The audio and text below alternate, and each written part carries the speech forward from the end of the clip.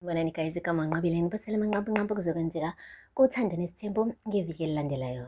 Kuveziwe ukuthi uMakhwela uzobe ejabule kuthi akathinta isibhakabhaka njengoba phela kuzobe kufike abantu bakwamsiliku bezokhonga laphaya kubo. Hhayi-ke guys, angazi noma kuzolotsholwa noma kuzolethwa iy'bizo kodwa kunomcimbi omkhulu impela ofaka abantu bakamsiliku phakathi.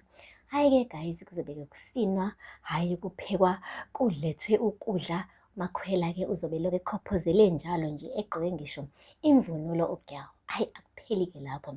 Kuphinde kwaveza-ke uMsiliku ekhuluma noMayeni esho ukuthi-ke uyamcela phela ukuthi eze azomsaphotha. Yo, uMayeni guys, uMayeni wamphendula kabuhlungu wathi, hhayi bo, ngikusaphothe nje, ngihlanganaphi mina, ngingenaphi mina? Angithi wena unabo obhululu bakho abazokusaphotha. Yo guys, ebese-ke uMsiliku eyaphoxeka kanjalo-ke. Kuvezwanga kahle ukuthi befuna i-support for uSamke yini noma mhlampe for something else. But-ke uma yena uthe nje akayingeni, angeke nje yena aze amxhase umyeni wakhe cause unabo obhululu bakhe abazomxhasa medinga i-support guys. Akupheli-ke lapho. Kuphinde kwavezwa-ke ukuthi kuzobe-ke kunomcimbi la khona-ke uMsiliku ezobe amukelisa khona umklomelo. Amakhosikazi akhe-ke azobe ekhona-ke kulowo mcimbi. Hhayi, bese-ke beyamnikeza-ke i-award yakhe. Uthe esesesiteji-ke uMsiliku amukele i-award yakhe-ke wase wakhuluma kabuhlungu ngamakhosikazi akhe phambi kwabantu begcwele mfi.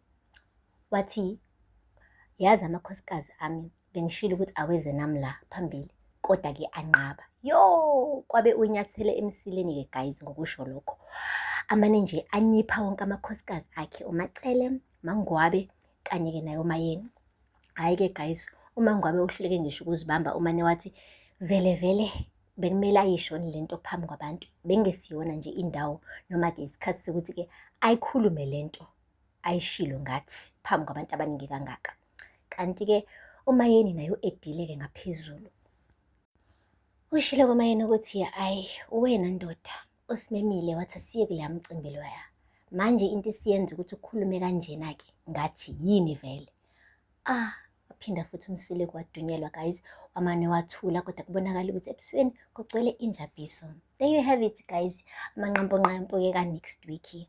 UMsamke uzobe neme kakhulu elethelwe phela-ke izinto ezikhala kahle ey'vela le kuMsiliku.